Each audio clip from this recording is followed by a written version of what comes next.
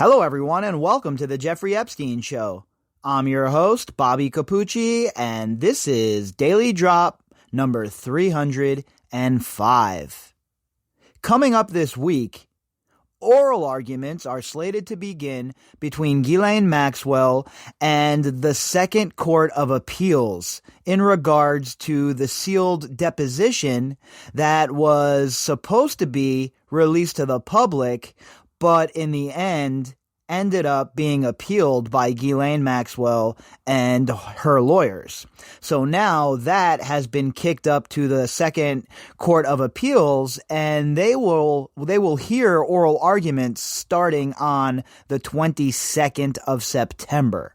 So this week, that's going to be a pretty big deal, right? To see if we're going to get that deposition released into the public sphere. And like I've said before, this is a court that already has been involved in unsealing over 2,000 pages of Jeffrey Epstein documents. And in fact, the two court judges, the circuit court judges that are going to be hearing the oral arguments that are going to start on the 22nd are U.S. Circuit Court Judge Jose Cabernes and Rosemary Pooler. And both of these judges ruled last summer that the files in the case should be unsealed. So both of these judges have already ruled once that these files should be unsealed, and now the deposition has come to them, and they will hear the oral arguments on the 22nd, and we'll see what happens from there, right? I've said here from Jump Street that I expect some form of this deposition to be released. Now, is it going to be redacted or something like that? Quite possible. I don't know one way or the other which way they would be leaning with something like that. Obviously, I haven't seen it, but according to Ghislaine Maxwell and her team, the stuff inside of that document is super explosive. So they're going to try and push for, at the very least, redactions if, in fact, the Second Court of Appeals decides to release it. So we'll see, right? The beginning of the oral arguments should be an interesting process. I'm going to try and phone in on it if possible and hear the proceedings for myself. And if that's the case, obviously, I will do an episode right after I call in and hear what's going on. But if not, what we'll do is we'll jump right onto an article right away and we'll dig in that way. But any way you want to chop it, we'll be all over that on the 22nd, and we'll see which way things are going. Now, our article from today is about Jes Staley. Now, Jes Staley went to a school called Bowdoin, and there is an editorial board who has a piece out about Jes Staley and his relationship with Jeffrey Epstein and how it is an unacceptable situation for the university and for the community as a whole. Now, we know that Jes Staley and Jeffrey Epstein were super close, right? We know that they worked hand in hand as far as business goes, and we know that Jeffrey Epstein, in turn, was steering business to Jes Staley. So that is one of the very strong ties that bind them. And then you add on the personal friendship as well, the fact that Jes Staley visited the island, the fact that they stayed in contact for so long, and the fact that they were still doing business all the way up until Jes Staley left his gig at J.P. Morgan. So he tried to make it out, Jes Staley did, like they weren't really that close, right? He tried to distance himself like all of these folks have done. We've talked about that a lot, even earlier today when we were talking about Ghislaine of the gala, when all the people that would take pictures with her or Jeffrey Epstein have attempted to distance themselves now, when we know that there has been some strong bonds created, let us say, between Epstein, Maxwell, and a lot of these people of so-called polite society. And one of those people who has tried to use the marathon defense is Jes Staley. And we're not buying it. I know you're not buying it. And the editorial board at the Bowdoin Orient most certainly isn't buying it either. This article is from the Bowdoin Orient, and the headline is, "Follow Your Values, Examine Your Leaders," by the editorial board. Last year, the Orient published an editorial titled, "All That Is Great About Bowdoin," in which we expressed our shame that James Jes Staley, 79 P11, a friend and business partner of Jeffrey Epstein, remained an esteemed member of our board of trustees. And we've seen this a lot, right? Especially in academia. We've seen a lot of these people who were involved with Jeffrey Epstein heavily as far as personal relationships or financial ties, whatever it may be. They still remain on these boards and in these boardrooms. We've seen it with the New York Academy of Art and Eileen Guggenheim, and we see it here. We see how Jeffrey Epstein was able to finesse himself an office on Harvard and a fellowship. I mean, are you kidding me right now? A fellowship? That's pretty difficult to do. And even more difficult if you don't have a degree. So, the favoritism that Jeffrey Epstein was shown at these institutes of higher education is just gross. And somebody like Jes Staley, who has such deep ties to Jeffrey Epstein, should not be on the board of trustees. Most certainly, in my opinion, anyway.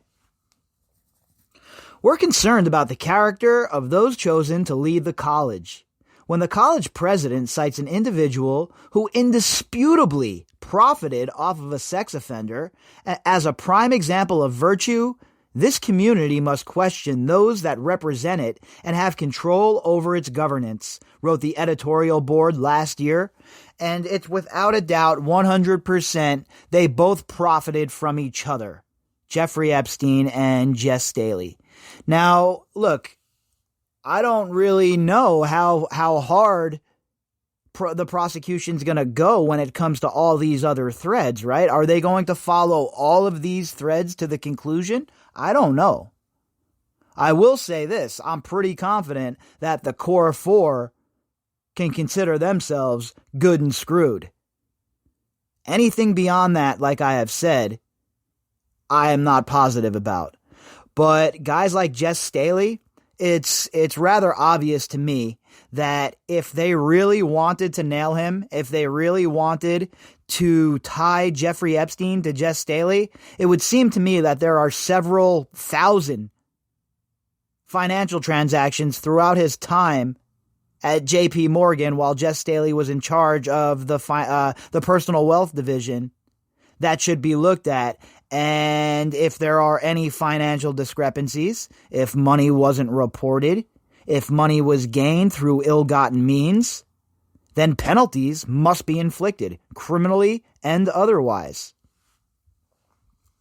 Since that editorial, Bowdoin has put into effect new Title 11 guidelines as directed by the U.S. Department of Education that have severely weakened sexual violence protection at universities and colleges around the nation. Bowdoin, under the leadership of President Clayton Rose, has protested the weakening of student protections and promised that the college will maintain its own standards for student contact.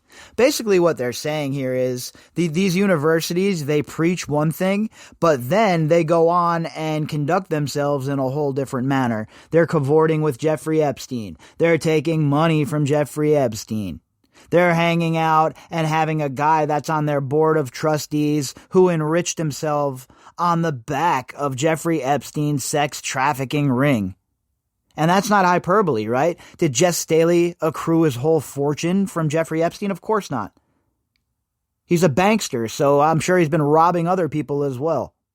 I mean, obviously I can't prove that, but you all know how I feel about the banksters at this point. I believe that they're the real problem. And I believe that they're the ones that really have their finger on the button. So this Jes Staley character is certainly part of the problem. He most assuredly has his finances intertwined with Jeffrey Epstein. And if you're going to talk about a new set of standards that the university should maintain, you should probably start by cleaning up your own backyard and your own boardroom and getting rid of Jes Staley. In an email to the college community in mid-August, President Rose sent a strong message that sexual violence would not be tolerated in the Bowdoin community. Well, what do you know, huh? He has to send a strong email for that? What sort of savages are going to these schools? And furthermore, what the hell is being taught in these homes? All of these higher education institutions are just dens of scum and villainy, it would seem. There is zero chance, if I had children, that I'd be spending $100,000 to send my kid to one of these kinds of schools. Zero chance. He stressed that the college values would not allow for any ambiguity in reporting and preventing sexual harassment and assault. Yeah, you know what? I think that any time that something like that is reported, an investigation should take place, right? I mean, if somebody says that they were assaulted or they've been harassed or whatever, it should be looked into. And an investigation should take place. Nobody should be castigated. Nobody should be castigated. Nobody should be ostracized. Nobody should be found guilty right away, right? Let's have an investigation. Let's see what the hell happened. That's a good policy to have, right? I mean, at the very least. But for too long, stuff like this would go ignored, right? People would ignore this kind of stuff, these sort of trustees and these board members, and they'd try and sweep it under the rug when these girls would report this stuff, and nothing would be done, and it would create this whole entire toxic culture in certain areas, in some parts of these higher institutes of learning. And you see it bubble over with the sort of people that are working in these boardrooms. What do you think? A guy like Jes Staley, who's palling around with Jeffrey Epstein, is tripping over his shoes to go and report that there's sexual assaults are up at the college so that they don't get money from the boosters or whatever? Please, it's all a business to these sick people.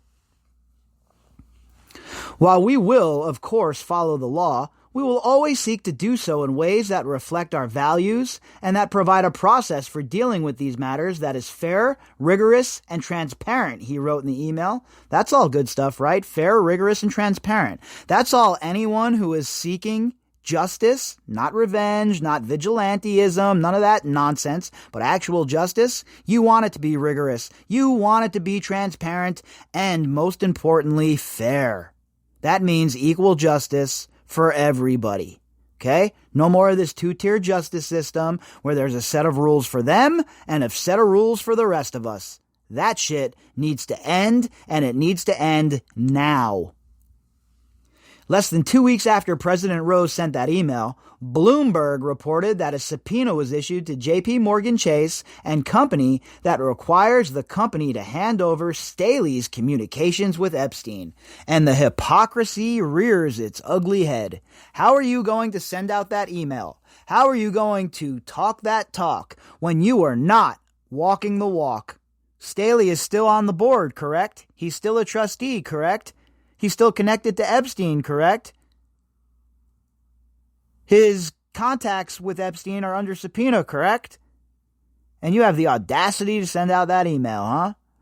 So much for transparency, so much for fairness, so much for things being rigorous.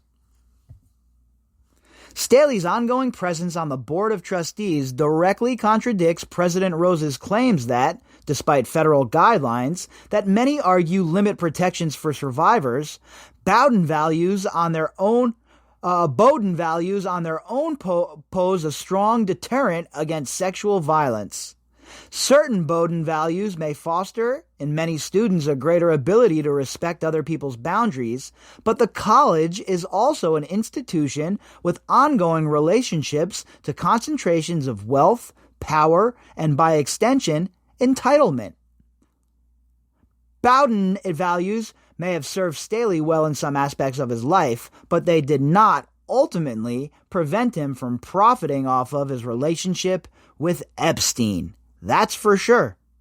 And, it's all fine and well to talk about your values and to talk about how you live your life and how, your school taught you about these great values and I learned so much at Bowdoin. When in reality, you didn't learn enough, obviously. Not enough to not profit off of Jeffrey Epstein. Not enough to have enough good sense and a moral compass that works well enough to know the sort of serpent you were in bed with even after his conviction. Staley's case is not an isolated incident. Instead, it reflects a larger, systemic culture shift that is necessary for Bowdoin. How can we truly create a space where sexual and gender-based misconduct, sexual, gender-based discrimination, and sexual and gender-based harassment will not be tolerated, while we certainly do not have all of the answers, holding Staley accountable to the values that we claim to be at our institutional core, and removing him from the Board of Trustees would be an essential first step. And hey, look, when you have the editorial board coming out in such a scathing manner, and you have the whole entire community as a whole coming out against you, don't you think you'd do the right thing and just step down? Save the rest of the board members the grief. Save the university the grief. Save the community the grief. Step down, do the right thing, and come forward and speak with the investigators about whatever you may know. Because I'll tell you what, the spotlight is certainly focused on Jes Staley and his dealings with Jeffrey Epstein, at least financially. These subpoenas are no joke. This is the kind of shit that you end up in big trouble with when you're one of these kind of people that are moving this kind of money all over the place. We already talked about the 97 structured transactions made by Jeffrey Epstein's quote-unquote personal lawyer. That was all at Deutsche Bank.